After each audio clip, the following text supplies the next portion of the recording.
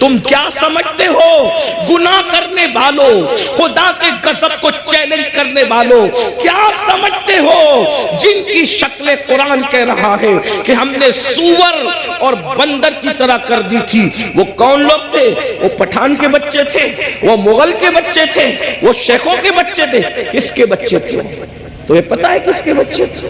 وہ مغل نہیں تھے، وہ پٹھان نہیں تھے، وہ شیخوں کے بچے نہیں تھے۔ جن کی صورت اللہ نے سور اور بندروں کی طرح کی وہ انبیاء کی اولاد میں سے تھے۔ اللہ قرآن اٹھا باضابطہ ان کا نسب پہلے بیان کیا۔ بے شک وہ بنی اسرائیل تھے، اور بنی اسرائیل کون ہے؟ اسرائیل حضرت یعقوب کا لقب ہے، اور بنی اسرائیل مطلب اولاد یعقوب، اولاد یعقوب، اللہ اکبر۔ اور اولاد یعقوب کا مطلب کیا؟ یہ بنی اسرائیل اور یعقوب علیہ السلام کا سلسلہ نسب کیا؟ یعقوب علیہ السلام کی ابا حضرت اسحاق علیہ السلام، اسحاق علیہ السلام کی ابا جان حضرت سیدنا ابراہیم علیہ السلام، یہ ہے ان کا سلسلہ نسب۔ لیکن اللہ، اب میں آپ سب کی توجہ چاہتا ہوں، اپنے بھائیوں کی بھی اور بہنوں کی بھی۔ میرے بھائیوں، جب نبی کی پیغمبروں کی اولاد گناہ کرے تو اللہ دنیا کے اندر ان کی شکل سور اور بندر کی طرح کر دے تو ہمارا کیا حال ہوگا، ہمارا کیا انجام ہوگا؟ آپ سوچتے ہیں لیکن اس دنیا میں تو کسی کی شکل سور اور بندر کی طرح نہیں ہوتی۔ میں نے کہا الحمدللہ بالکل نہیں ہوتی۔ اس کی وجہ یہ ہے کہ ان کو جو پیغمبر ملے تھے وہ اور تھے، اور ہمیں جو نبی ملا ہے وہ اور ہے۔ ہمارا نبی نبی الانبیاء ہے، ہمارے آقا سید الانبیاء ہے، ہمارے آقا محبوب خدا ہے۔ لیکن یاد رکھنا، اس کا یہ مطلب نہیں کہ محبوب کی خاطر اگر دنیا میں شکلیں نہیں بگڑ رہی ہے تو قبر میں بھی نہیں بگڑے گی، ایسا نہیں ہے۔ قبر میں شکلیں بگڑے گی۔ اللہ کے رسول علیہ السلام نے فرمایا، ہم نے شب معراج، آقا فرماتے ہم نے شب معراج جب جہنم کا مشاہدہ کیا تو ہم نے دیکھا کہ کچھ لوگوں کی شکل کتے کی طرح ہے، کچھ لوگوں کی شکل خنزیر کی طرح ہے، کچھ لوگوں کی شکل بندر کی طرح ہے۔ حضور فرماتے ہم نے شب معراج دیکھا۔ اللہ اکبر، اللہ سے ڈرتے کیوں نہیں؟ اللہ سے خوف کرتے کیوں نہیں؟ آئیے میں آپ کو بتاؤں۔ اللہ اکبر، آقا کریم رؤوف الرحیم صلی اللہ علیہ وآلہ وسلم ارشاد فرماتے ہیں کہ معراج کی شب ہم نے ایک منظر دیکھا۔ آقا فرماتے جنت کی سیر کی آقا نے اور جہنم کا مشاہدہ کیا۔ دیکھو یہ باتیں ہمیں نہیں پتا ہے، جس دن پتا چل جائے گی اس دن ہمیں احساس ہوگا، اور ہمیں یقین ہے ہماری قوم کو جب کوئی بات پتا چلتی ہے تو وہ اس پر عمل کرتے ہیں، کیونکہ اس پر قرآن کی نص موجود ہے، وَذَكِّرْ فَإِنَّ الذِّكْرَى تَنفَعُ الْمُؤْمِنِينَ، کہ مومنوں کو نصیحت کرو کہ نصیحت مومنوں کو فائدہ دیتی ہے۔ یہ اتنے نوجوان داڑھی کیوں رکھ رہے ہیں؟ یہ کسی نہ کسی خطیب کی گفتگو کا اثر ہے۔ بہت سارے جوان نماز کیوں پڑھ رہے ہیں؟ اللہ اکبر، بہت سارے علاقوں میں ہم لوگ گئے نہیں، بہت سارے دوسرے خطبہ نہیں گئے، لیکن کسی نے کہا ہمارے امام صاحب نے نماز پہ تقریر کی، ہم نمازی بن گئے، داڑھی پہ تقریر کی، ہم داڑھی رکھیں۔ تو پتا چلا یہ جلسے بالکل بھی لایانی نہیں ہے، غیر ضروری نہیں ہے۔ مومنین کو نصیحت فائدہ دیتی ہے، بس ناصح کی نیت صحیح ہونی چاہیے، اور سننے والوں کو بھی صحیح طور پر سننے کا شوق ہونا چاہیے۔ اب آئیے ذرا تھوڑا سا دل کے کانوں سے سن لے۔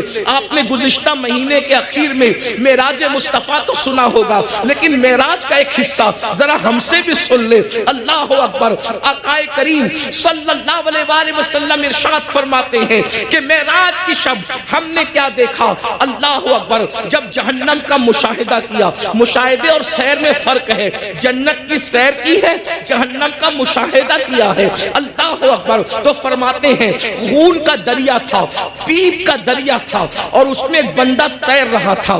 خون اور پیپ کے کھولتے ہوئے دریا کے اندر کوئی تیر رہا ہو، تھوڑا توجہ کیجئے گا میرے پیارے آقا علیہ الصلوۃ والتسلیم کے پیارے دیوانوں، ذرا غور کیجئے گا۔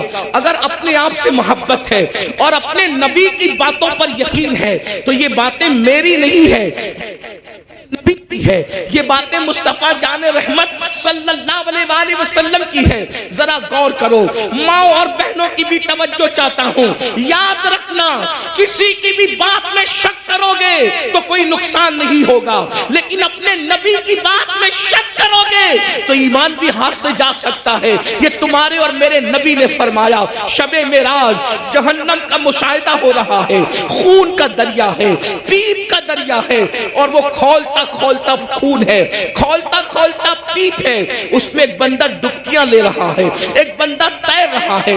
جیسے ہی وہ منہ باہر نکالتا ہے، جیسے ہی وہ سر باہر نکالتا ہے، اس کے منہ میں پتھر ڈالے جاتے ہیں، جہنم کی آگ کے بنے ہوئے پتھر اس کے منہ میں ڈالے جاتے ہیں، اور اس کا منہ پھر اسی دریا میں ڈوب جاتا ہے۔ اس پر یہ عذاب ہو رہا تھا، رحمت للعالمین سے دیکھا نہ گیا، حضور تڑپ گئے، حضور بے چین ہو گئے، حضور بے قرار ہو گئے، اور پوچھنے لگے جبریل یہ کون لوگ ہیں کہ خون اور پیپ کے دریا میں ڈبکیاں لیتے ہیں، اور جب منہ باہر نکالتے ہیں تو پتھر، وہ بھی جہنم کی آگ کے پتھر، ان کے منہ میں ڈال کر ان کو ڈبا دیا جاتا ہے۔ یہ دردناک عذاب کیوں ہو رہا ہے؟ تو جبریل امین نے عرض کیا، یا رسول اللہ یہ آپ کی امت کے وہ لوگ ہیں جو دنیا میں سود کھایا کرتے تھے، یہ سود کا کاروبار کیا کرتے تھے، یہ سود کا دھندا کیا کرتے تھے۔ میں آپ سے پوچھنا چاہتا ہوں، دنیا ہی سب کچھ ہے، بولو اگر کسی سچے مسلمان کو یہ پتا چلے کہ سود کھانے کا انجام کیا ہے، وہ پیپ کا دریا، وہ خون کا دریا، اور خون کا دریا کیوں ہے؟ میں نے غور کیا کہ سود خوروں کے لیے پیپ اور خون کا دریا کیوں ہے، تو بہت سوچنے کے بعد مجھے یہ سمجھ میں آیا کہ سود خور لوگ قوم کا خون چوستے ہیں، قوم کا خون چوستے ہیں، ان کی غربت کا فائدہ اٹھاتے ہیں، ان کی مجبوریوں کا فائدہ اٹھاتے ہیں۔ اس لیے دیکھو قدرت نے ان کو خون اور پیپ کے دریا کی سزا دی ہے۔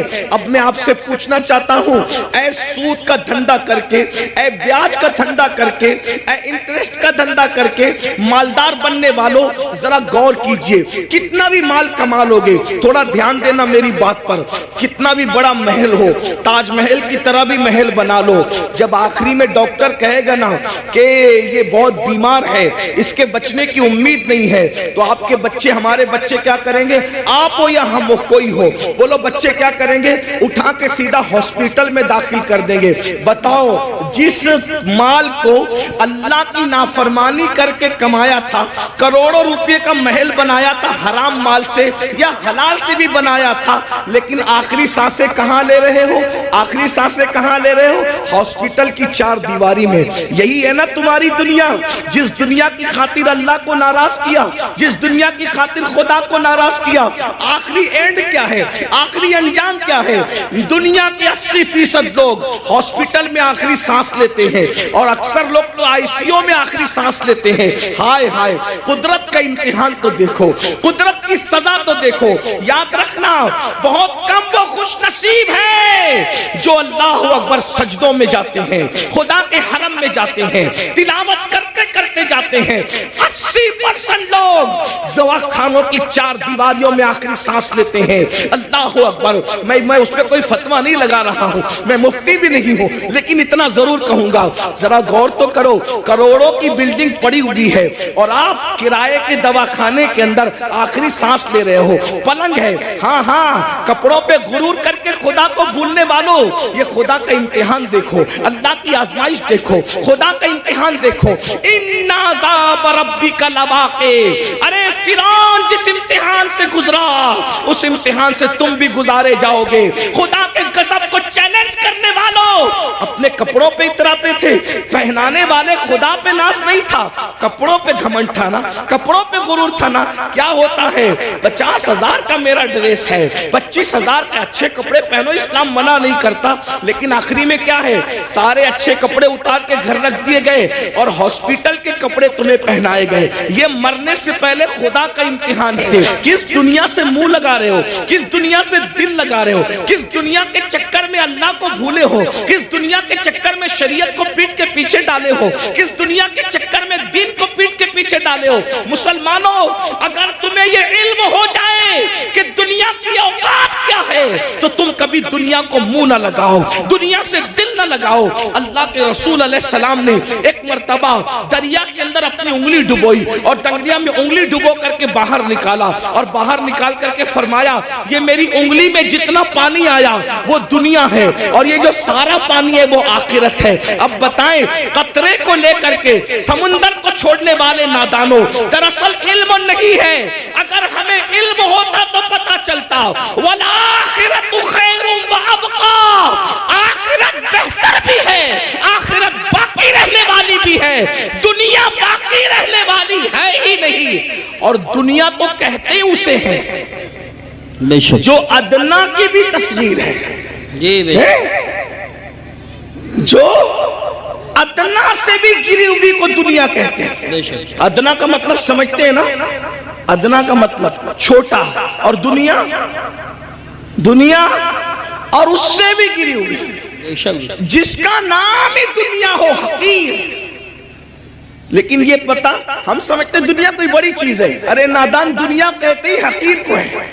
ایسی حقیر کہ اس سے زیادہ کوئی حقیر نہ ہو, جیسے بہتر بہتر بہترین, فضل افضل. درجات بڑھتے ہیں نا, جب تفضیل کے ساتھ بات ہوتی ہے تو پھر درجات بڑھتے ہیں, ایسے ہی جب تصغیر کے ساتھ بات ہوتی ہے تو پھر درجات گھٹتے ہیں نا. تو دنیا تصغیر ہے کیا, یہ اتنی حقیر ہے کہ اس سے بڑھ کر کوئی حقیر نہیں. لیکن ہمارے پاس یہ بھی علم نہیں ہے, دنیا دنیا بھی کہتے ہیں اور اس پر قربان بھی ہوتے ہیں. پتہ ہی نہیں ہے کہ حقیر پہ قربان نہیں ہوا جاتا. ارے جب فقیر پہ قربان نہیں ہوتے تو حقیر پہ کیسے قربان ہوتے ہیں؟ اگر قربان ہونا ہے تو اس پر قربان ہو جاؤ جس نے دنیا بھی پیدا کیا, آخرت بھی پیدا کیا. یزید دنیا پہ قربان ہوا, ختم کر دیا گیا. حسین دین پہ قربان ہوئے, آج حسین پاک کا ذکر بھی باقی ہے, ان کی نسل بھی باقی ہے. نعرہ تکبیر دنیا کی خاطر, یا رسول اللہ, دنیا کی خاطر, یا رسول اللہ, یا علی, یا علی زندہ باد. دنیا کی خاطر ماشاءاللہ. اس نے دین کو پیٹ کے پیچھے ڈالا, اس کی نسل بھی مٹی, اس کی قبر بھی مٹی, اس کا دربار بھی مٹا, اس کا نام بھی مٹا. یہ تو ہم حسینیوں کا احسان ہے کہ بطور مذمت اس کا نام لے لیتے ہیں تو کہیں کہیں وہ یاد آ جاتا ہے. اگر ہم بطور مذمت جیسے شیطان کا نام آتا ہے اعوذ باللہ من الشیطان الرجیم کے طور پہ, اللہ اکبر, اگر اس طریقے سے اس لانتی کا نام نہ لے تو کبھی لوگ اس کو یاد بھی نہ کریں. یہ تو ہم حسینیوں کا احسان ہے کہ مذمت کے اعتبار سے کہیں نہ کہیں وہ یاد آتا ہے. یہ ہے دنیا. اب اسی دنیا میں غرق ہو رہے ہو, اسی دنیا میں ڈوب رہے ہو. تو آقا ارشاد فرماتے ہیں ہم اور آگے بڑھے. توجہ فرمائے, آپ توجہ تو بہت اچھی کر رہے ہیں ماشاءاللہ, لیکن مزید غور کریں. آقا فرماتے ہیں ہم اور آگے بڑھے تو ہم نے کیا دیکھا, کچھ مرد اور عورتیں ہیں جن کی چمڑیاں آگ کی کینچی سے کاٹی جا رہی ہے. بس میں بات طویل نہیں کروں گا اور ختم بھی کر دوں گا وقت پہ, کیونکہ ہم 1 گھنٹہ لیٹ چل رہے ہیں اور مجھے دوسرے پروگرام کی طرف, رات کے پروگرام کی طرف جانا بھی ہے. لیکن غور سے سن لیں, معراج کا یہ بھی حصہ ہے. فرمایا کیونکہ معراج میں حضور اللہ فرماتا ہے لِنُرِيَهُ مِنْ آیَاتِنَا, ہم نے ان کو اس لیے سیر کرائی مسجد حرام سے مسجد اقصی تک تاکہ ہم ان کو اپنی نشانیاں دکھائیں. یہ نبی کا دیکھنا ہے, نبی کا دیکھنا ہے. جہنم میں لوگ بعد میں جائیں گے, نبی پہلے دیکھ رہے ہیں. جہنم میں لوگ بعد میں جائیں گے, نبی پاک پہلے دیکھ رہے ہیں. توجہ کریں, یہ نبی کا دیکھنا ہے, یہ نبی کے دیکھنے کی شان ہے. پھر بھی کچھ لوگ کہتے ہیں کہ نبی کو غیب کی خبر نہیں. میں نے کہا نادان, اگر یہ غیب نہیں ہے تو پھر غیب کسے کہتے ہیں؟ حضور دیکھ رہے ہیں. جہنم میں جانے سے پہلے جہنمیوں کو اللہ دکھا رہا ہے. فرماتے ہیں ہم نے دیکھا کہ جہنم کے اندر کچھ لوگوں کی چمڑیاں آگ کی کینچی سے کاٹی جا رہی, آگ کی کینچی سے, اور وہ چیخ پکار رہے ہیں اور ان کی چیخ سنی نہیں جاتی. کیسے سنی جا سکتی تھی؟ رحمت للعالمین ہے. حضور فرماتے ہیں جہنم کی آگ کی کینچیوں سے چمڑیاں کٹ رہی تھی. اس پہ ذرا دھیان دینا, دنیا کی آگ نہیں اور دنیا کی کینچیاں بھی نہیں, جہنم کی آگ, جہنم کی کینچی اور چمڑیاں کٹ رہی. وہ چلا رہے ہیں. میں نے پوچھا جبریل یہ کون لوگ ہیں؟ اس میں مرد اور عورتیں ایک ساتھ تھے، وہ ننگے تھے، مرد اور عورتیں ایک ساتھ تھے، ننگے تھے، ان کی چمڑیاں کٹ رہی تھی آگ کی قینچی سے اور چلا رہے تھے۔ پوچھا جبریل یہ کون ہے؟ جبریل امین نے کہا یا رسول اللہ صلی اللہ علیہ وآلہ وسلم، یہ آپ کی امت کے وہ لڑکے اور لڑکیاں ہیں، وہ مرد اور عورتیں ہیں جو سج دھج کر گھروں سے اس لیے نکلتے تھے، لڑکے اس لیے سج کے نکلتے تھے کہ ان کو لڑکیاں دیکھیں، اور لڑکیاں اس لیے سج دھج کے نکلتی تھی کہ ان کو لڑکے دیکھیں، اور ایک دوسرے کے فتنے میں بدکاری میں مبتلا ہو جائیں تو یہ ان کو آگ کی قینچی سے آج کاٹا جا رہا ہے۔ دیکھیے سجنا سنورنا برا نہیں ہے، لیکن اس لیے سچ کے نکلنا کہ لوگ میری طرف گناہ کے حوالے سے مائل ہوں، بدکاری، ورنہ سج کے نکلنا تو میرے نبی کی سنت ہے۔ ام المومنین سیدہ عائشہ صدیقہ فرماتی ہیں کہ جب حضور گھر سے نکلتے تھے اگر آئینہ میسر نہیں ہوتا تو حضور پانی میں اپنی شکل انور دیکھا کرتے تھے، تو میں کہتی تھی حضور آپ بھی؟ تو آقا فرماتے ہیں عائشہ اللہ حسن والا ہے اور وہ حسن کو پسند کرتا ہے، اگر کوئی بندہ گھر سے سج سنور کر زینت کے ساتھ نکلتا ہے تو جس کے پاس جاتا ہے اس کی بھی اور جو جاتا ہے اس کی بھی اللہ دونوں کی مغفرت فرما دیتا ہے۔ ہمارے یہاں تو نماز کے لیے بھی سج سنور کر مسجد جانے کا حکم ہے، لیکن افسوس اس بات پر ہے سجنے پر اسلام اعتراض نہیں کرتا، سنورنے پر اسلام اعتراض نہیں کرتا، زینت کرنے پر اسلام اعتراض نہیں کرتا۔ اسلام یہ کہتا ہے کہ اچھی نیت کے ساتھ زینت کرو، یہ نیت سے زینت کرنا، عطر لگانا، خوشبو لگانا اور اپنی شکلوں کو سنوارنا کہ معاذ اللہ مرد اس طرح سے کرے کہ عورتیں ان کی طرف متوجہ ہو اور بدکاری میں مبتلا ہوں، اور عورتیں اس لیے سجے سورے کہ مرد ان کی طرف متوجہ ہو کر بدکاری کے اندر مبتلا ہو جائے۔ میرے آقا صلی اللہ علیہ وآلہ وسلم کی کنیزوں سے ایک بات کہنا چاہتا ہوں، سنورنا عورتوں کو ضرور ہے لیکن باہر نکلنے کے لیے نہیں بلکہ اپنے شوہر کے لیے۔ یہاں تک فرمایا گیا جو عورت اپنے شوہر کا دل خوش کرنے کے لیے بنتی اور سنورتی ہے، اللہ تبارک و تعالی ایسی عورت کو نفل نماز پڑھنے سے زیادہ ثواب عطا فرماتا ہے۔ لیکن یہاں بازار میں جانے کے لیے نہیں سنورنا، ولیمے میں جانے کے لیے نہیں سنورنا، باہر نکلنے کے لیے نہیں سنورنا، عورت کو اگر سنورنا ہے تو شوہر کے لیے سنورنا ہے۔ اور ایک بات بھی اپنی بہنوں سے کہہ دوں، اللہ کے رسول علیہ السلام نے تو یہاں تک فرمایا جو عورت عطر اور خوشبو لگا کر اپنے گھر سے نکلتی ہے کہ وہ خوشبو مردوں کو اپنی طرف مائل کرتی ہے، ایسی عورتیں قیامت کے دن زانیہ عورتوں کی حیثیت سے اٹھائی جائے گی۔ اللہ اکبر، زناکار عورتوں کی حیثیت سے اٹھائی جائے گی۔ عورتوں کو باہر نکلتے وقت تو خوشبو بھی نہیں لگانا چاہیے اور برقع بھی ان کو ایسا پہننا چاہیے کہ اتنا ڈھیلا ڈھالا برقع ہو کہ ماں اللہ اکبر کہ پہننے والی عورت جو ہے وہ اس کا جسم چھوٹا ہے یا بڑا ہے، اس کا جسم دبلا ہے یا موٹا ہے، اس بارے میں کسی کو اندازہ نہ ہو۔ اتنے ڈھیلے اور اتنے بھدے کپڑے پہننے چاہیے برقعے کے حوالے سے۔ لباس اچھا پہنو لیکن برقعے کا کپڑا بھدا ہو، برقعے کا کپڑا چمکیلا نہ ہو، برقعے پہ ڈیزائن نہ ہو۔ امام غزالی رحمت اللہ علیہ نے آج سے 900 سال پہلے فتویٰ دیا تھا کہ ڈیزائن والا برقع پہننا جائز نہیں ہے۔ 900 سال پہلے عورتوں کو ڈیزائن والا برقع پہننے سے منع کر دیا گیا، اور آج تو برقعے کے ڈیزائن تو دیکھو کہ معاذ اللہ جو نہیں دیکھنے والا وہ بھی دیکھنے لگے۔ یہ کیفیت ہے، یہ حالات ہیں۔ اس لیے میں اپنی بہنوں سے کہوں گا دیکھو یہ دنیا ہے بہنوں، یہ دنیا ہے، ایک جملے کے لیے اپنی آخرت برباد مت کرو۔ یہی ایک جملہ نا کہ سہیلیوں میں بند سمر کے جاؤں گی تو سہیلیاں کہے گی تو کتنی اچھی لگ رہی ہے، بس ایک جملہ، اس ایک جملے پہ اپنی آخرت خراب کر رہی ہو، اس ایک جملے کو سننے کے لیے اپنی آخرت برباد کر رہی ہو۔ میری بہنوں کون کیا کہے گا؟ سہیلیاں اتنا کہے گی، رشتہ دار کی عورتیں اتنا کہے گی تو کتنی اچھی لگ رہی ہے، اور بڑھ کر ایک لمبی گالی بھی دے دے گی کہ تو بالکل ہیروئن کی طرح لگ رہی ہے۔ میں سمجھتا ہوں کہ ہم کو کوئی ہیرو یا ہیروئن کہے اس سے بڑی کوئی گالی مجھے نہیں لگتی۔ کیوں؟ اس لیے کہ ہیرو ہیروئن کون ہے؟ یہ وہ لوگ ہیں جو اسکرین کے سامنے آ کے زنا کرتے करते हैं, जी। ये नाचते हैं। तो किस कोई हमको नचनिया, भाई अगर कोई कहे कि तू मौलाना लग रहा है, तो मौलाना का मतलब क्या? इल्म वाला। मौलाना का मतलब क्या? शरीफ। मौलाना का मतलब क्या? नमाजी। मौलाना का मतलब क्या? मुत्तकी, परहेजगार। अब अगर कोई कहे कि तू तो हीरो लग रहा है, कि तू हीरोइन लग रही, तो आप मुझे बताएं कि वो लोग क्या क्या करते हैं। मैं किसी से नफरत नहीं करने की बात कर रहा हूं, मैं कोई नफरत की बीज नहीं बोलने आया हूं, लेकिन एक बात कहता हूं, स्क्रीन पर आकर के जिना करते हैं कि नहीं करते? फाहिशा औरतों से भी ज्यादा गंदे ये लोग हैं कि फाहिशा औरतें तो छुप करके घरों में जिना करवाती हैं, लेकिन ये तो स्क्रीन पर आकर के जिना करते हैं, कैमरे के सामने आकर जिना करते हैं, बदकारियां करते हैं, और तुम खुश होते हो कि मुझे तो ये कहा जा रहा है। फिल्मी अदाकारा से तशबीह दी जा रही, मैं कितनी अच्छी लग रही हूं, मेरी बहन ये गाली, ये गाली।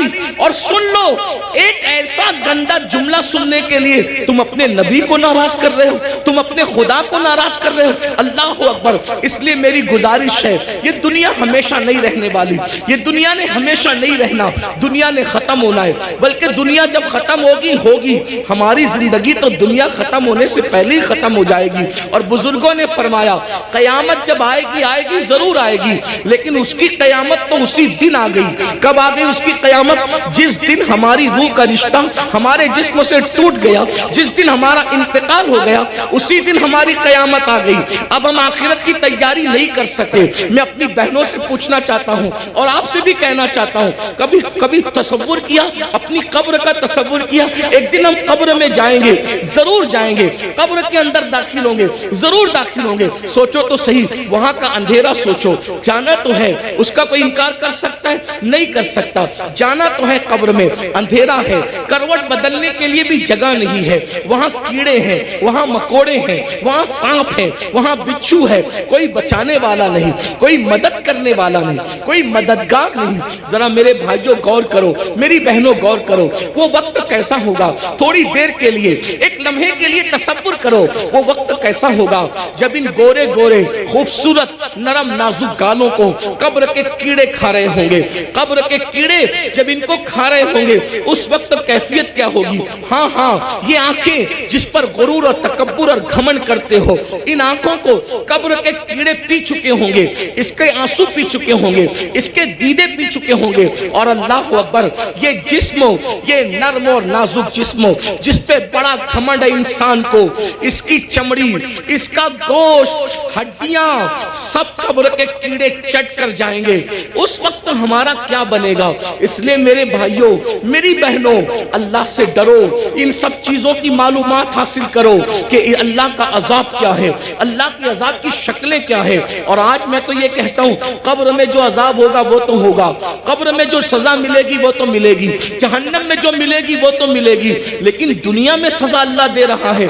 आज दुनिया के 90% लोग जो है बेचैन है, बेकरार है, मुस्तरिब है, वो लोगों को सुकून नहीं है। सब कहते हैं हजरत सुकून नहीं है, कोई कहता है अल्लाह हजरत सब कुछ है, सुकून नहीं है, कोई कहता है बेटी को रिश्ता नहीं है, कोई कहता है औलाद नहीं है। जिसको औलाद है फरमा बरदार नहीं है, फरमा बरदार है उनको नौकरियां नहीं है, घर में रोजी रोटी का मसला है। हर मुसलमान नहीं बल्कि हर इंसान किसी न किसी मसले में उलझा हुआ है। ये मसले क्या है?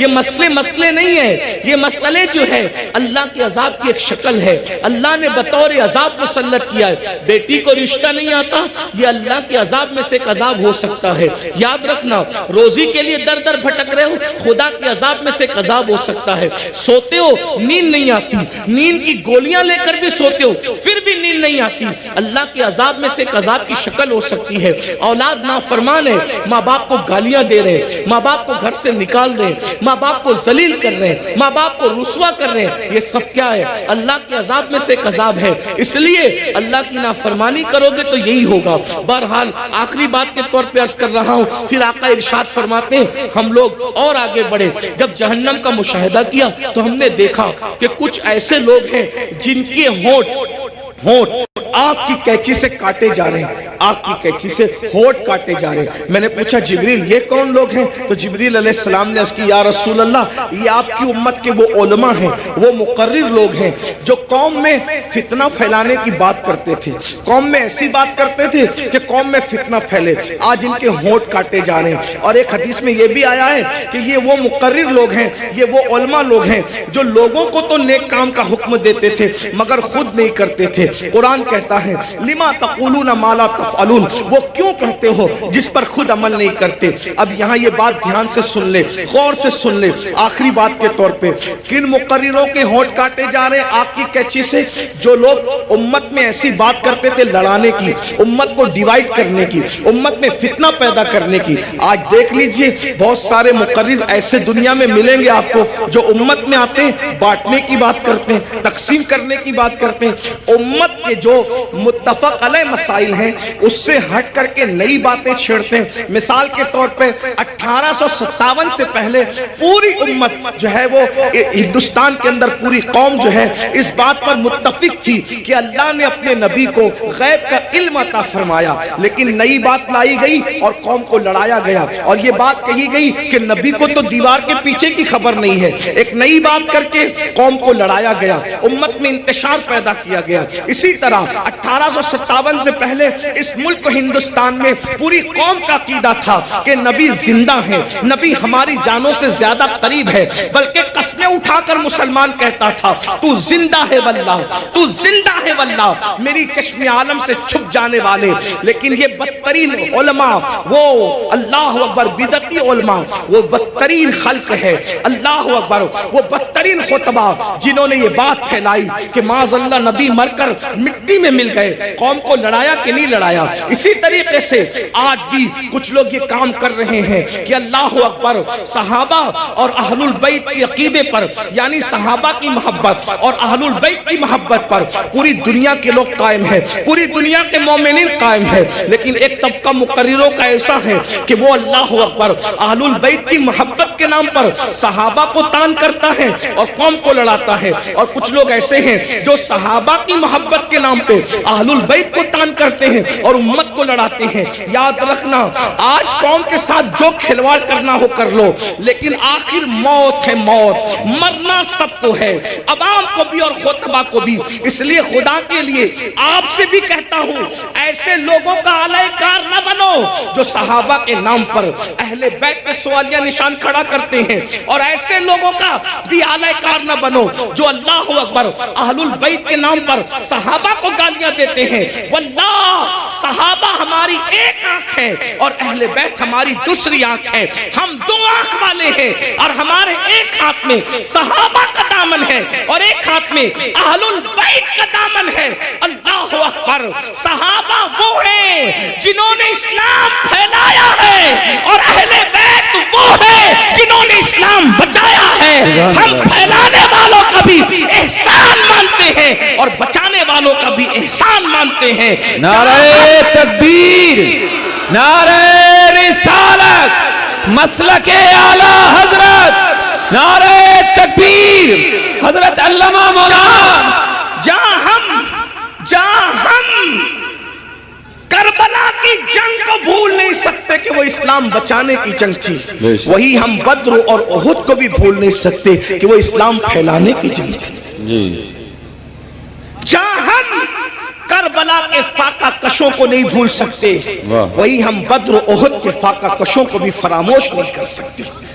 کربلا والوں کو رسول اللہ نے اپنے کندھوں پہ اٹھایا ہے، تو بدر و احد اور خندق اور خیبر والوں کے لیے قرآن کہتا ہے وَالْعَادِيَاتِ دَبْحًا فَالْمُورِيَاتِ قَدْحًا۔ اے محبوب، جو تیرے پیچھے گھوڑے دوڑاتے ہیں اور ان کے گھوڑوں کی ٹاپوں سے جو دھول نکلتی ہے، ہم ان گھوڑوں کی ٹاپوں سے نکلنے والے دھول کی بھی قسم اٹھاتے ہیں۔ جن کے گھوڑوں کے پیروں سے لگنے والی دھول اتنی قیمتی ہے کہ اللہ اس کی بھی قسم قرآن میں اٹھاتا ہے۔ قرآن تو پڑھو نا، قرآن تو پڑھو۔ صحابہ کو کیا سمجھو گے؟ ارے صحابہ کا گھوڑا اتنا قیمتی ہے کہ اس کے پیر سے جو مٹی لگتی ہے اور اس سے جو دھول اڑتی ہے، اللہ اس دھول کی قسم کی بھی اور اس دھول کی بھی قسم اٹھا کر کے بتاتا ہے جس کے گھوڑوں کی ٹاپ سے لگنے والی دھول ہمارے نزدیک اتنی قیمتی ہے تو صحابہ کا گھوڑا کتنا قیمتی ہوگا، اور جب وہ صحابی کا گھوڑا قیمتی ہے تو اس میں بیٹھنے والا صحابی کتنا قیمتی ہے۔ سبحان اللہ، سبحان اللہ۔ ذرا غور کیجئے، اس لیے ایمان بچانا ہے تو اعتدال کے مسلک پہ رہیے، اور یہ فکر اعتدال 14ویں صدی میں جن علماء نے دی ہے اس کے سردار کو امام اہل سنت کہتے ہیں، اور وہ اہل سنت کا امام کہتا ہے اہل سنت کا ہے بیڑا پار، اصحاب حضور نجم ہے اور ناؤ ہے، اطرت رسول اللہ کی۔ تو وہ خطبہ جو فتنہ پھیلاتے ہیں وہ یہ بھی کہتے ہیں بھئی مزار پہ کیوں جاتے ہو؟ مزار پہ جانا تو شرک ہے، نہ جاؤ مزار پہ، فتنہ پھیلا۔ ہم کہتے ہیں آپ ذرا ہوش سے بات کریں، کیا مزار پہ جانا شرک کیسے ہو سکتا ہے؟ رسول اللہ نے مزار پہ جانے کا حکم دیا، اور تو کیا معاذ اللہ حضور مزار پہ جانے کا جو حکم دے کر کیا شرک کا حکم دے رہے معاذ اللہ؟ کیا حضور علیہ السلام نے یہ نہیں فرمایا؟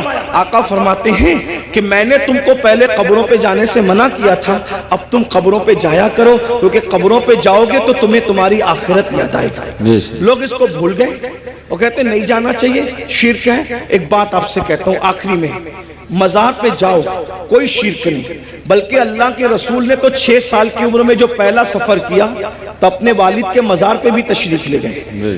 اور بخاری مسلم آپ اٹھا کر کے دیکھیں، سیاستہ اٹھا کے دیکھیں کہ حضور علیہ السلام شہدائے احد کے مزارات پہ خود تشریف لے جاتے تھے۔ شہدائے احد کے مزارات پر اللہ کے رسول خود تشریف لے جاتے تھے۔ سید الشہداء امیر حمزہ کے مزار پر سیدہ فاطمہ الزہرا خود تشریف لے جاتی تھی۔ غور فرمائیں، آپ غور کیجئے، مزار پہ جانا شرک نہیں ہے، لیکن ایک بات آپ سے سنیوں سے کہنا ہے، میرے بھائیوں سے، مزار پہ ضرور جاؤ لیکن سنت کے مطابق جاؤ۔ آج ہماری سنی قوم اپنے مسلک کو خود بدنام کرتے ہیں، وہاں جا کر کچھ لوگ علم نہ ہونے کی وجہ سے سجدہ کرتے ہیں۔ ہمارے مذہب میں، اسلام میں سجدہ کرنا اللہ کے سوا کسی کو جائز نہیں۔ آپ غلطی کرتے ہو، دیکھو اگر کوئی مسلمان شراب پیتا ہے تو کیا اس کا الزام اسلام پر آئے گا؟ بولو بھائی، بتائیے صحیح کہہ رہا ہوں غلط کہہ رہا ہوں؟ اگر مسلمان شراب پیے تو کیا اس کا الزام اسلام پر آئے گا؟ بولے نہیں آئے گا، کیونکہ اسلام نے شراب حرام کیا ہے۔ اب کوئی شراب پی رہا ہے تو یہ اس کی اپنی نادانی ہے، اسلام کا اس میں کوئی قصور نہیں ہے۔ تو اگر معاذ اللہ کوئی جاہل ان پڑھ قبر پہ جا کے سجدہ کر رہا ہے تو اہل سنت اس کی تائید کبھی نہیں کرتے۔ ہمارے امام سیدی اعلیٰ حضرت نے تو پوری کتاب لکھی، الزبدۃ الزکیہ، سجدے تعظیمی کی حرمت پر آپ نے پوری کتاب لکھی۔ تو غیر اللہ کو سجدہ تعظیمی حرام ہے، اور معاذ اللہ اگر عبادت کی نیت سے کرے تو شرک ہے۔ یہ ہم اہل سنت کا مسلک ہے۔ سجدہ کرنے کے بارے میں ہم سنیوں کو لوگ بدنام کرتے ہیں، جھوٹ بولتے ہیں، تجاؤل عارفانہ سے کام لیتے ہیں کہ ہم تائید کرتے ہیں۔ ہمارے کسی سنی ذمہ دار عالم نے کبھی قبر پر سجدہ کرنے کی اجازت نہیں دی، اس کی تائید نہیں کی۔ بھائی اگر ہم قبروں کو سجدہ کرتے تو پھر ہم مسجدیں کیوں بناتے؟ ہم اتنی محنت کر کے چندے کر کے مسجدیں کیوں بناتے؟ بھئی جو قبروں کو سجدہ کرے گا اس کی مسجد کیسے ہوگی؟ ہماری مسجدیں ہیں، اور آج بھی اتنی گنڈا گردی لوگوں نے کی ہمارے ساتھ، آج بھی پورے ملک ہندوستان میں نہیں بلکہ پوری دنیا میں سب سے زیادہ اگر کسی کی مسجدیں ہیں تو وہ صرف اور صرف ہم اہل سنت و جماعت کی مسجد۔ بے شک، سبحان اللہ۔ اتنی مسجدوں پر قبضہ کیا، ناجائز قبضہ کیا، چھینا، پھر بھی سب سے زیادہ مسجدیں ہماری ہیں۔ الحمدللہ دلی کی جامع مسجد کے بانی سے لے کر مراد آباد کی جامع مسجد کے بانی تک تاریخ اٹھا کر کے دیکھ لو، سب کے سب آپ کو اہل سنت ملیں گے، کوئی اہل بدعت آپ کو نہیں ملے گا، الحمدللہ رب العالمین۔ لیکن یہ بات سنیوں میں تم سے کہتا ہوں، قبروں پہ جا کے سجدہ مت کرو، اپنا اسلام بدنام ہوتا ہے، اپنا مسلک۔ اور ایک بات کہتا ہوں، جس چیز سے اللہ رسول نے روک دیا اس میں کبھی کوئی فائدہ ہی نہیں ہے۔ جب ہم اپنے نبی کو سجدہ نہیں کر سکتے تو ہم کسی ولی کو سجدہ کیسے کر سکتے ہیں؟ ہم کسی پیر کو سجدہ، آپ کو میری بات بری لگے گی تو معاف کرنا، لیکن یہ میں آپ کی آخرت کے لیے کہہ رہا ہوں۔ آپ سوچیں گے نہیں ہمیں تو فلاں نے بتایا۔ ایک بات میں آپ سے کہہ دوں، آپ کس کے مرید ہیں؟ آپ کہیں گے میں قادری سلسلے میں مرید ہوں، کوئی کہیں گے میں چشتی سلسلے میں مرید ہوں، کوئی کہے گا میں نقشبندی سلسلے میں مرید ہوں، کوئی کہے گا میں سہروردی سلسلے میں مرید ہوں، کوئی کہے گا میں مداری سلسلے میں مرید ہوں، کوئی کہے گا میں وارسی سلسلے میں مرید ہوں، کوئی کچھ۔ سب سلسلے جو حق ہے، جتنے بھی سلسلے حق ہیں، سب سلسلے ہمارے سر آنکھوں پر ہیں۔ لیکن یہ علماء کی موجودگی میں ایک بات میں آپ سے کہوں ذمہ داری کے ساتھ، یاد رکھیے کسی بھی سلسلے سے مرید ہونا اس وقت تک کام نہیں آئے گا جب تک کہ تم پہلے شریعت کے مرید نہ بنو. بے شک. پہلے شریعت کے مرید بنو پھر قادری ہونا کام آئے گا. جی جی. پہلے شریعت کے مرید بنو پھر چشتی ہونا کام آئے گا. پہلے شریعت کے مرید بنو پھر نقش بندی ہونا کام آئے گا. پہلے شریعت کے مرید بنو پھر سہروردی ہونا کام آئے گا. اگر شریعت کے مرید نہیں بنے تو نہ غوث پاک بنا دیں گے، نہ غریب نواز بنا دیں گے، نہ شاعر نقش بند بنا دیں گے، نہ شاعر سہرورد بنا دیں گے. لٹکتے رہ جاؤ گے، برباد ہو جاؤ گے. کیونکہ یہ سارے بزرگوں نے شریعت کے لیے ہی اتنی بڑی بڑی قربانیاں دی. اگر غوث پاک گیلان چھوڑ کر بغداد آئے تو صرف تحفظ شریعت کے لیے آئے. یہ غریب نواز اپنا وطن چھوڑ کر، بلکہ مدینہ منورہ کے مدرس تھے غریب نواز، 3 سال مسجد نبوی میں حدیث کا درس دیا. اگر یہ سب کچھ چھوڑ کر کے ہندوستان آئے شریعت کے تحفظ کے لیے، اسلام کی خاطر آئے. ورنہ اور کیا لالچ تھی ان کو؟ کیا کوئی تخت پہ بیٹھنا تھا؟ کوئی تاج حاصل کرنا تھا؟ کسی کی کٹیا پہ حملہ کرنا تھا؟ کسی کی زمین پہ قبضہ؟ کچھ بھی نہیں. ایک ہی مقصد تھا، بھٹکے ہوئے آہو کو پھر سوئے حرم لے چلے. دین کے لیے آئے تھے. اس لیے اللہ کو اپنی مرضی سے راضی مت کرو، اللہ کو اللہ کے بنائے ہوئے قانون سے راضی کرو. بے شک. اللہ کو اللہ کی مرضی سے راضی کرو. تو یہ قبروں پہ سجدہ کرنا حرام ہے اگر سجدہ تعظیمی ہے تو، اور اگر سجدہ عبادت ہے تب تو مشرک ہو گئے، ایمان ہی نہ رہا. اسی طریقے سے قبروں پہ جاؤ تو بزرگوں کے طریق پر جاؤ، ہاتھ باندھ کر باوضو جاؤ، اور کم سے کم 2 ہاتھ دور کھڑے رہو، اور بزرگوں کی ولیوں کی قبروں کی ایسی تعظیم کرو جیسا ان کی ظاہری حیات میں مل جاتے. جیسے تعظیم کرتے ویسے تعظیم کرو. بتاؤ کیا اگر غوث پاک غریب نواز اور بزرگان دین ہمیں مل جاتے تو ہم ان کے اوپر ایسے لٹکتے؟ ایسے لٹکتے؟ ان کے اوپر ایسے گرتے پڑتے جیسے قبروں پہ گرتے پڑتے؟ عقیدت اپنی جگہ. بلکہ آپ کو کہتا ہوں، رسول اللہ کی مزار انور کو دیکھا تو سیدی اعلیٰ حضرت پکار اٹھتے، پیش نظر وہ نو بہار. پیش نظر وہ نو بہار، مگر سجدے کو دل ہے بے قرار. عاشق تھے نا، عاشق تھے نا، یار کا جلوہ دیکھا کہنے لگے سجدے کو دل ہے بے قرار. مگر عاشق ہو کر بھی ادب کا دامن ہاتھ سے نہ چھوٹے، شریعت کا دامن ہاتھ سے نہ چھوٹے. فوراً کہتے ہیں مگر کیا کروں؟ روکیے، سر کو روکیے. ہاں یہی امتحان. کیا بات ہے؟ یہ امتحان ہے ہمارا. اس لیے اب ایک بات کہہ دوں، کڑوی لگے تو معاف کرنا. جن کو سجدہ کرنا حرام ہے وہاں جا کے سجدے کرتے ہو، اور جس کو سجدہ کرنے کا حکم ہے اس کو سجدہ نہیں کرتے. دیکھ لیں ہماری قوم کا حال دیکھیں. جو 700 مرتبہ پورے قرآن میں کہے کہ مجھے سجدہ کرو، اس کو سجدہ نہیں کر رہے ہو. اور جس کو سجدہ کرنا حرام ہے وہاں جا کے نادانی دیکھو. علم نہیں ہے نا، یہ جہالت، ان پڑھ پڑھ. یہ علم نہ ہونا ساری گندگی کی جڑ ہے. اس لیے علم حاصل کرو، اپنے بچوں کو بھی علم کے قریب لاؤ. اتنا علم اپنے بچوں کو دے دو. میں نوجوانوں سے کہتا ہوں جتنا علم حاصل کرنا علم دین ہر مسلمان پہ فرض ہے، اتنا علم سیکھیے. اتنا علم سیکھیے، آپ پہ فرض ہے جتنا. نماز کا، روزے کا، حج کا، زکوٰۃ کا، نکاح کا، طلاق کا، یہ سب علم سیکھیے. اور ساتھ ہی ساتھ دنیاوی ایجوکیشن طے کیجئے کہ کم سے کم ہمارا ہر بچہ بچی گریجویٹ ہونا چاہیے. اس سے کم ہمیں نہیں پڑھانا ہے. چاہے اس کے لیے ہمیں نوکری کرنا پڑے، 8 گھنٹے کی بجائے 12 گھنٹے محنت کرنا پڑے. علم کی طرف پیش رفت کرو. اور یہ صرف جلسوں کی حد تک نہیں، عہد کر کے اٹھو کہ مجھے، ہمارے ماہرہ کے مشائخ نے اعلان کیا آدھی روٹی کھائیں گے، بچوں کو پڑھائیں گے. اگر آدھی روٹی کھانا پڑے تو کھاؤ، اپنے بچوں کو پڑھاؤ. اگر عید پہ کپڑے نہیں بنتے تو نہ بنے، لیکن بچوں کی فیس ہمیں ضرور بھرنا ہے. اچھے سے اچھے اسکول میں ان کا داخلہ کرانا ہے، اچھے سے اچھے اسکول میں ان کو جو ہے ایڈمیشن ان کا کروانا ہے، اور ان کو اعلیٰ تعلیم دلانا ہے. اگر ہندوستان کا مسلمان صرف 1 دہائی 10 سال ایجوکیشن پہ محنت کر لے، 10 سال، ملک کے حالات بدلیں. ایک شخص کہہ رہا تھا کہ ہم اپنی قوم کے ہاتھ میں تلوار دیں گے، میں نے کہا تم جو چاہے کرو، ہم تمہیں کچھ نہیں کہتے، لیکن ہم اپنی قوم کے ہاتھ میں تلوار نہیں دیں گے۔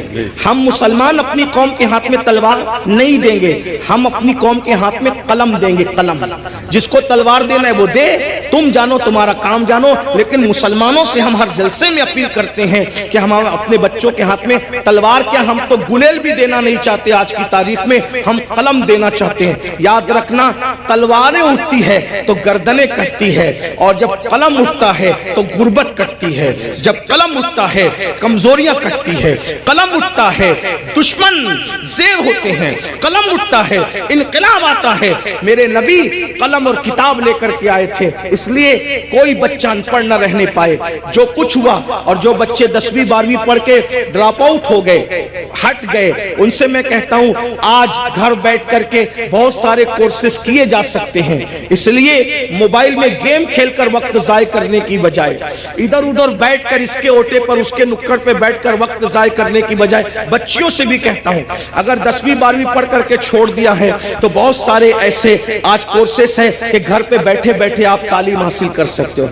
لاک ڈاؤن کے اندر میں بھی جو ہے وہ 11ویں پڑھ کے میں نے چھوڑ دیا تھا۔ میرے 11ویں پڑھ کے چھوڑنے کا واقعہ بھی ایک عجیب سا ہے۔ اصل میں سنی دعوت اسلامی کے ماحول میں تھا۔ میں 11ویں میں جب جونیئر کالج میں میرا ایڈمیشن ہوا، ماں باپ کی تمنا تھی کہ اس کو ٹیچر بنائیں گے، تو خاص طور پہ امی کی تمنا تھی اس کو ٹیچر بنائیں۔ میں جیسے ہی جونیئر کالج میں نے قدم رکھا تو دیکھا کہ لڑکے اور لڑکیاں ساتھ پڑھتے ہیں اور بے پردہ ہیں، اور 11ویں پہنچنے کے بعد سب بالغ ہو گئے۔ تو اتنا شعور نہیں تھا مجھے، لیکن اتنا تو تھا کہ لڑکیوں کے ساتھ نہیں بیٹھا جا سکتا بے پردہ۔ تو میں نے ٹیچر سے کہا، کلاس ٹیچر سے، عبدالعزیز سر ہمارے تھے، میں نے کہا کہ لڑکیوں کے ساتھ تو بیٹھنا ناجائز ہے۔ وہ ہنسنے لگے، بولے حیرت ہے اس دور میں ایسی بات کوئی کرتا ہے، تو پاگل تو نہیں ہوا؟ میں نے 1 مہینے تک کے یہ بات کرتا رہا۔ آخر ہمارے پرنسپل نے کہا ایسی بات نہیں۔ میں نے کہا یا تو ڈیوائیڈ کر دیں یا تو پھر ہم چلیں، اور میں نے جو ہے وہ پھر اس کے بعد چھوڑ دیا۔ میرے سر میرے گھر تک آئے، اتفاق سے وہ میرے ابا کے بھی کلاس ٹیچر رہ چکے تھے، میرے بھی ایک ہی اسکول میں، ہمارے ابا نے ہی پڑھا، ہم نے بھی پڑھا۔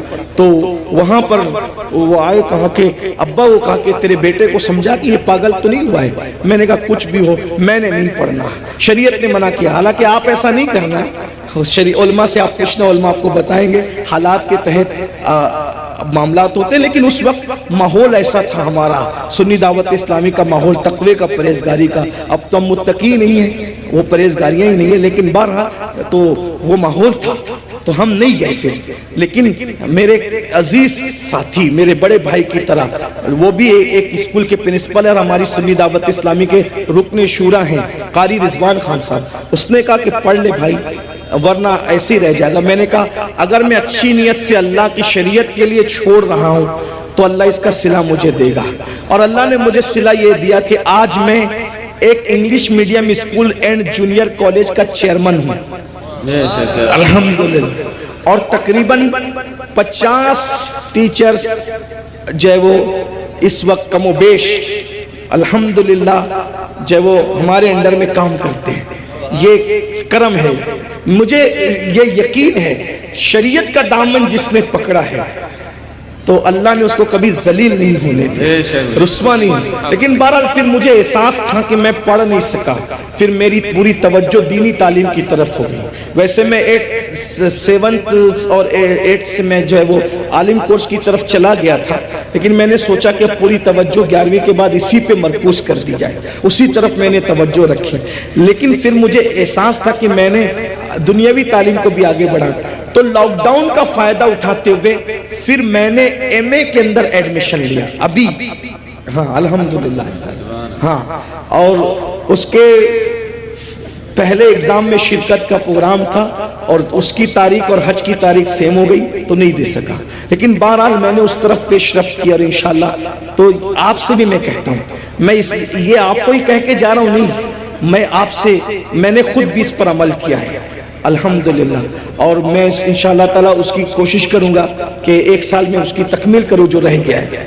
اتنے سارے یہ جو جرائم ہے، بے نمازی پن لے لیں، بدکاری لے لیں، اسی طریقے سے دین سے دوری لے لیں، ماں باپ کی نافرمانی لے لیں، بے پردگی لے لیں خواتین کے اندر، اسی طرح عورتوں کا گھروں کو چھوڑ کر کے بیوٹی پارلروں تک جانا، عورتوں کا میک اپ کے نام پر غیروں کے سامنے بیٹھ کر اپنے ہاتھوں کی ہتھیلیاں ان کے زانوؤں پہ رکھ کر کے مہندی لگانا، یہ سارے جرائم کی اصل جڑ کیا ہے؟ تو مجھے جو سب کچھ سمجھ میں آتا ہے مختصر میں وہ یہ کہ ہماری قوم کے پاس جو علم ہونا چاہیے، جو ایجوکیشن ہونا چاہیے، جو معلومات ہونی چاہیے، وہ ان کے پاس نہیں ہے۔ ہماری قوم بے راروی کا جو شکار ہے، سب سے بڑی وجہ یہ ہے کہ ان کے پاس علم نہیں ہے، ان کے پاس تعلیم نہیں ہے۔ یاد رکھیے ساری برائیوں کی جڑ علم کا نہ ہونا ہے، تعلیم کا نہ ہونا ہے۔ جب بھی کسی قوم کے پاس علم نہیں ہوتا تو وہ قوم بے راروی کا شکار ہوتی ہے۔ آپ خود دیکھیں، آئیے میں آپ کے سامنے علم کی برکت رکھنا چاہتا ہوں، بہت توجہ کے ساتھ آپ سنیں۔ اللہ کے رسول علیہ السلام جب زمین پہ تشریف نہیں لائے تھے تو اس وقت مکے ہی کی حالت صرف دیکھ لیں۔ ابھی میں پوری دنیا کی بات نہیں کرتا، ابھی پوری دنیا کا ذکر نہیں کرتا، صرف ایک شہر مکۃ المکرمہ کا ذکر کرتا ہوں۔ ذرا غور کریں، مکۃ المکرمہ کون سا شہر ہے جسے قرآن کہتا ہے وَمَن دَخَلَهُ كَانَ آمِنًا، کہ جو اس میں داخل ہو گیا وہ امن میں آ گیا۔ امن والے شہر کو کتنی گنڈا گردی کا سامنا تھا، اللہ اکبر۔ جو شہر امن والا تھا، جو شہر حرم ہے، جہاں کی گھاس اکھاڑنے کی اجازت نہیں، جہاں کے جانوروں کو ستانے کی اجازت نہیں، جہاں جانور سائے میں بیٹھ جائے تو اس کو اٹھانے کی اجازت نہیں، جہاں جانور کو دھمکانے کی اجازت نہیں، جہاں جانوروں کے جنگلی جانوروں کے انڈوں کو توڑنے کی اجازت نہیں، اللہ اکبر، جہاں اللہ اکبر اہل احرام پر حرم میں شکار کرنے کی اجازت نہیں، ایسے حرم کے اندر لوگ اپنی بیٹیوں کو اپنے ہاتھ سے زندہ دفن کر رہے تھے۔ حدود حرم کے اندر، بالکل حرم کے سامنے، ایک تو حرم وہ ہے، ایک تو حرم وہ ہے جس کو اللہ و رسول نے حرم کے طور پر حدود مقرر کی ہے، لیکن ایک تو مسجد حرام ہے، یعنی حرم میں بھی جو بہت اعلیٰ درجہ رکھے اسے مسجد حرام کہتے ہیں۔ بالکل مسجد حرام کے سامنے اپنی بیٹیوں کو اپنے ہاتھوں سے زندہ دفن کر رہے تھے۔ اللہ اکبر، مائیں اپنے بچوں کو گود میں شراب پلا رہی تھی، جیسے آج بچے نہیں سوتے تو ماں نیند کی دوا پلاتی ہے، اس دور میں جب اللہ کے رسول تشریف نہ لائے تھے تو مائیں اپنی گود میں اپنے بچوں کو شراب پلایا کرتی تھی۔ زنا کا حال یہ تھا، اگر زنا کرنے کوئی عورت نہیں ملتی تو لوگ اپنی ماؤں کے ساتھ زنا کر لیا کرتے تھے۔ اتنی گندگی تھی کہ ایک ایک عورت کئی کئی مردوں کے ساتھ اپنا رشتہ اور تعلق رکھا کرتی تھی۔ اللہ اکبر، ذرا غور کریں، اس گندے ماحول میں جبکہ جانوروں کے ساتھ بدکاری ہو رہی ہے، ماں کے ساتھ بدکاری ہو رہی ہے، ماں کی گود میں شراب پلائی جا رہی ہے، اللہ کے گھر پہ 360 بت رکھ دیے گئے ہیں، ننگے ہو کر کعبے کا طواف کرتے ہیں، عورتوں کو منحوس سمجھتے ہیں، بیواؤں کو منحوس سمجھتے ہیں، بیواؤں کے ساتھ بدسلوکی کرتے ہیں، کمزوروں پہ ظلم کرتے ہیں، کمزوروں کا مال کھا جاتے ہیں۔ جب اللہ کے رسول تشریف لائے، اللہ کے رسول علیہ السلام نے اتنا گندا ماحول دیکھا تو ماحول دیکھنے کے بعد حضور علیہ السلام نے ان کے سامنے نماز کی بات نہیں کی۔ ذرا میں توجہ چاہتا ہوں آپ سب کی، اہل منبر کی بھی توجہ چاہتا ہوں، ذرا غور کریں ماحول کتنا بگڑا ہوا تھا۔ حضور علیہ السلام نے پہلے دن نماز کی بات نہیں کی، پہلے دن روزے کی بات نہیں کی، پہلے دن حج کی بات نہیں کی، پہلے دن زکوٰۃ کی بات نہیں کی، پہلے دن صدقے کی بات نہیں کی۔ اتنے گندے ماحول میں اللہ کے رسول جو سب سے پہلا حکم لے کر کے آئے وہ کیا تھا؟ اتنے گندے ماحول میں سب سے پہلا جو حکم لائے وہ کیا تھا؟ تو قرآن کہتا ہے اقرا بسم ربک الذی خلق خلق الانسان من علق۔ اللہ اکبر، اندازہ فرمائیں اس گندے ماحول کے اندر حضور سب سے پہلے علم کی بات لے کر آئے، پڑھو لکھو پڑھو لکھو، کیونکہ حضور جانتے تھے جس دن ان کو پڑھنا لکھنا آ گیا اس دن ان کی زندگی بدل جائے گی۔ اور اللہ کے رسول علیہ السلام اللہ کی کتاب لے کر کے آئے، اللہ کے رسول ہمارے نبی کتاب کتاب لے کر آئے. ہمارے نبی صاحب کتاب نبی ہے, صاحب کتاب پیغمبر ہے, صاحب کتاب رسول ہے. اور کون سی کتاب لائے؟ اسے قرآن کہا جاتا ہے.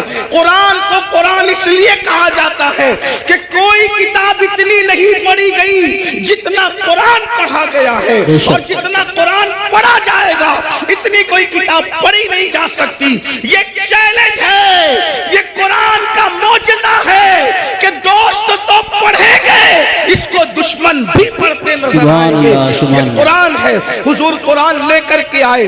اب بتاؤ حضور نے کس قوم کو پڑھایا؟ نماز کا عنوان اپنی جگہ, انکار نہیں. روزے کا عنوان اپنی جگہ, انکار نہیں. حج کا عنوان اپنی جگہ, انکار نہیں. زکوٰۃ کا عنوان اپنی جگہ, انکار نہیں. حضور نے پہلے پڑھایا, عرب کے جاہلوں کو پڑھایا, عرب کے بوریہ نشینوں کو پڑھایا, عرب کے بکریوں کے لے جانے والے جنگلوں میں بدوؤں کو پڑھایا. اور جب پڑھایا تو انقلاب کیا آیا؟ دیکھو علم کا انقلاب اتنی جلدی آتا ہے. یاد رکھنا ہر انقلاب کو آنے میں ٹائم لگتا ہے. علم کا انقلاب اتنی جلدی آتا ہے. جو اپنی بچیوں کو زندہ دفن کر رہے تھے 23 سال بھی نہیں گزرے, اپنی بیٹیوں کو زندہ دفن کرنے والے دوسروں کی بیٹیوں کو پالنے کی تیاری کر رہے تھے. ہمارے پیارے نبی صلی اللہ تعالیٰ علیہ وسلم نے ارشاد فرمایا, قیامت کے دن اللہ تعالیٰ ایک گنہگار بندے کو بغیر حساب کے جنت عطا کرے گا. وہ بندہ اللہ کے کرم پر رو پڑے گا, عرض کرے گا مالک مجھے تو پتہ ہے میں کیا ہوں اور میرے پاس نیکیاں کتنی ہیں, مجھے کس نیکی کی وجہ سے جنت مل رہی ہے؟ اللہ تعالیٰ ارشاد فرمائے گا یاد کر ایک رات تو اپنی گلی سے گزر رہا تھا تو تیرے پاؤں سے ایک پتھر ٹکرایا تھا تو تو نے اس پتھر کو اٹھا کر پھینک دیا تھا کہ کسی اور کو تکلیف نہ ہو یا کوئی اس پتھر کی وجہ سے گر نہ پڑے. فرمایا اس ایک نیکی کے بدلے میں نے تجھے بخش دیا ہے اور اس ایک نیکی کے بدلے ہی میں نے تجھے جنت عطا کی ہے. سبحان اللہ. تو دوستو آپ حضرات اہل سنت کا بے باک نقیب اور شاندار خطیب حضرت سید امین القادری صاحب قبلہ کا بہت ہی شاندار ایمان افروز خطاب سماعت کر رہے ہیں. اگر ویڈیو اچھی لگے تو لائک اور شیئر کر کے کومنٹ میں اسلام زندہ باد ضرور لکھیں. اس لیے کہ حضور نے ان کو علم کا زیور عطا کیا تھا. اللہ اکبر.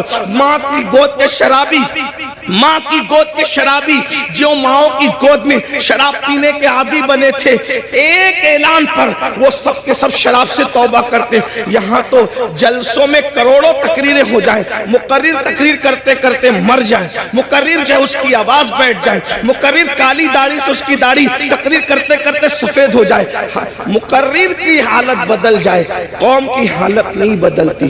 کیوں؟ وہاں ایک ہی اعلان میں پوری قوم نے شراب سے توبہ کی تھی. بس اتنا کہا تھا اے لوگو آج سے شراب حرام ہو گئی, آج سے شراب حرام ہو گئی.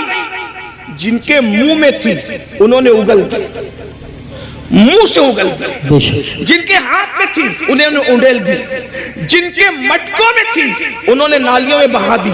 مدینے کی گلیوں میں شراب بہ رہی تھی.